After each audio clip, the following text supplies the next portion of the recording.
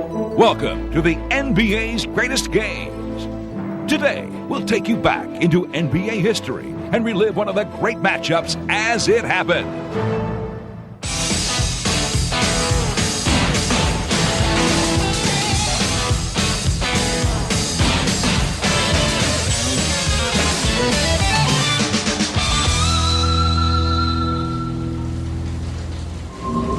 It's still unthinkable, isn't it?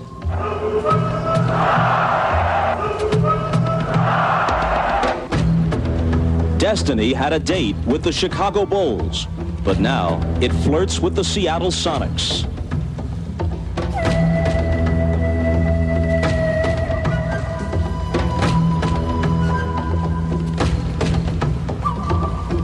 Now, the Bulls' place alongside NBA legends doesn't seem like such a burning question. The only thing burning is the Bulls' 3-0 lead, suddenly down to 3-2.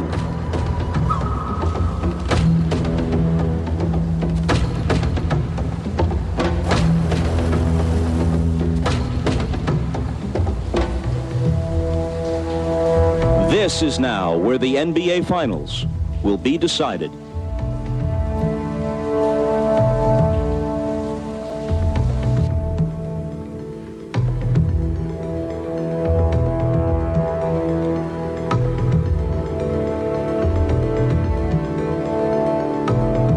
The Chicago Bulls are back home, not with the title, but instead with unfinished business.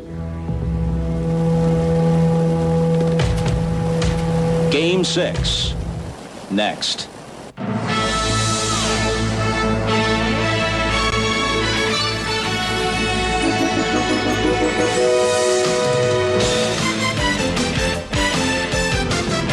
This is the NBA on NBC. The 1996 NBA Finals. On their home floor this year, the Chicago Bulls are 48-2. Despite that, and despite the fact that they still have the clear upper hand in this series, there is, for the first time, a bit of uncertainty surrounding this team as they come home for Game 6. Hi, everybody, and happy Father's Day. I'm Bob Costas. That uncertainty surrounding the Chicago Bulls stems not just from the 2 straight defeats in Seattle. Only the second time this season the Bulls have lost consecutive games. Those games are over, but some of the Bulls' problems may not be. Ron Harper, very effective in the first 2 games here in Chicago, was virtually a spectator in Seattle because of an ailing knee that will require surgery at season's end. With knee and especially ankle ailments, Scottie Pippen can't explode to the basket, so the defense lays back and dares him to hit from the outside. So far, he hasn't, shooting under 33% and just 6 for 32 from three-point range. Steve Kerr is healthy, but his jump shot isn't. Usually he thrives on the open shots created by the double teams on Michael Jordan. But in this series, he's been miserable from downtown. 3 for 20 from outside the arc. Tony Kukoc excelled early against Seattle, but in Game 5, he couldn't pick up much of the slack, shooting just 5 of 13. All of this leaves Seattle, an excellent defensive team to begin with, double and triple teaming Jordan with near impunity. In the fourth quarter of Game 5, the time Jordan usually takes over, he managed just 2 points. Keep in mind that Harper's absence means Jordan spends considerable stretches guarding Gary Payton, another drain on Jordan's energies as the Bulls, the league's oldest team, play their 100th game of the season tonight. As for Seattle, right now, Shawn Kemp could be the series MVP. Gary Payton has come alive the last couple of games. And now that he's starting, Frank Brakowski has at least somewhat contained Dennis Rodman. Overall, the Sonics seemed the fresher team late in Game 5, a step quicker in every respect. And now here comes Game 6 on a quick turnaround less than 48 hours later. And so this series has taken on an entirely different tone as we return to Chicago, where talk of the Bulls' place in history has given way to the simple desire to see them finish this thing tonight before it really gets scary. Because if they don't, if the Sonics force a Game 7, Seattle will be the team on the verge of history. No team has ever recovered from an 0-3 deficit to win any kind of NBA playoff series, let alone the finals. And if Seattle can somehow do that, they will have staged simultaneously one of the greatest comebacks and one of the greatest upsets in the history of sports. So, is tonight the night Chicago celebrates? Or does Seattle push them to the brink?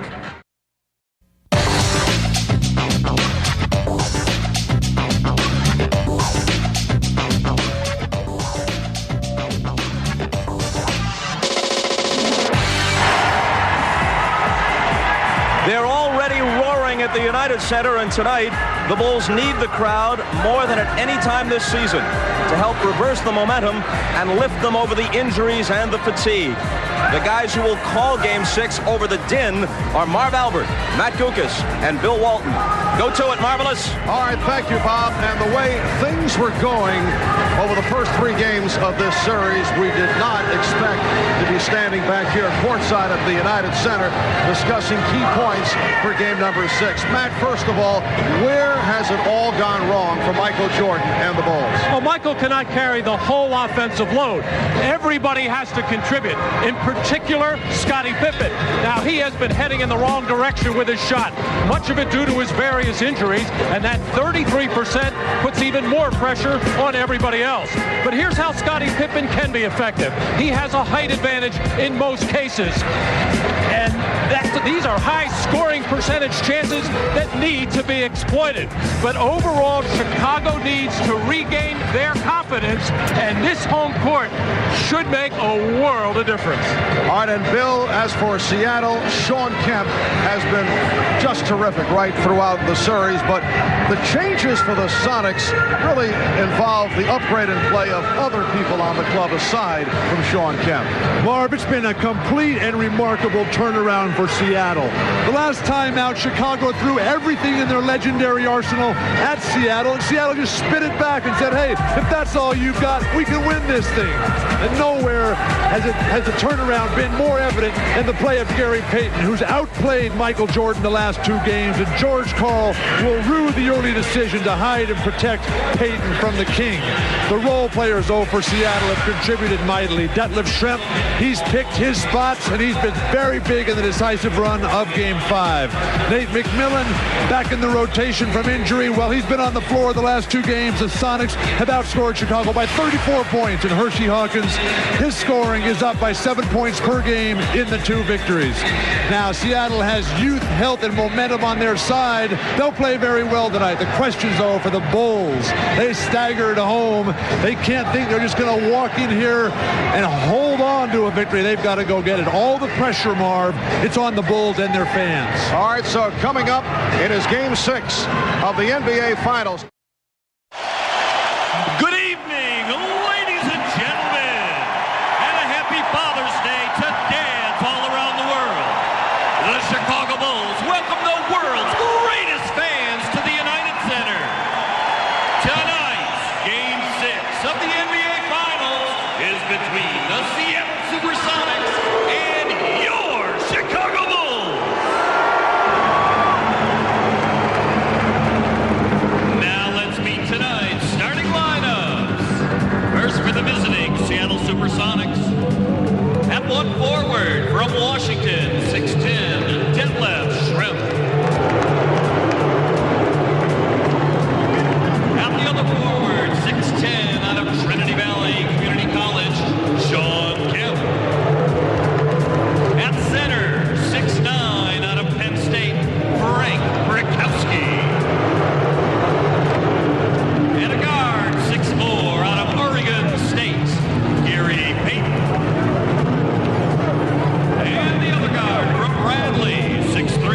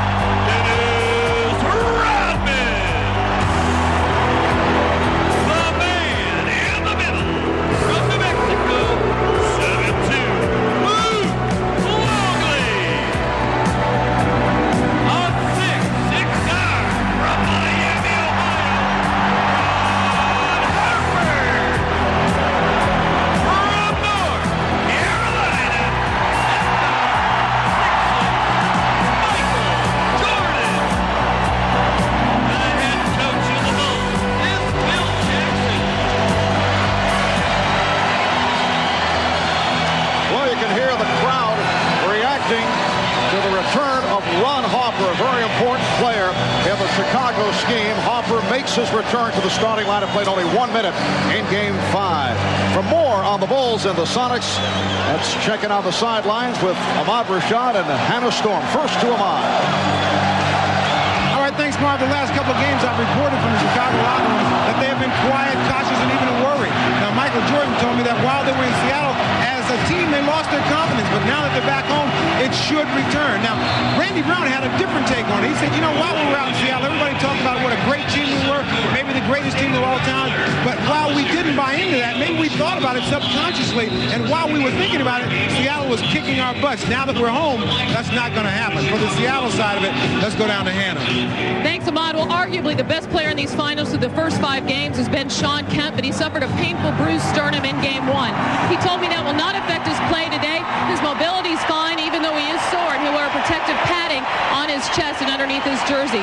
Meanwhile, what they're counting on for the Sonics is the Bulls to be the ones who are fatigued and who are injured. George Karl is planning an up-tempo game. He wants to wear the Bulls down, he says, even if he has to reach way down in his bench and play guys like Vincent Askew and Irvin Johnson, who haven't seen action in the last 10 quarters.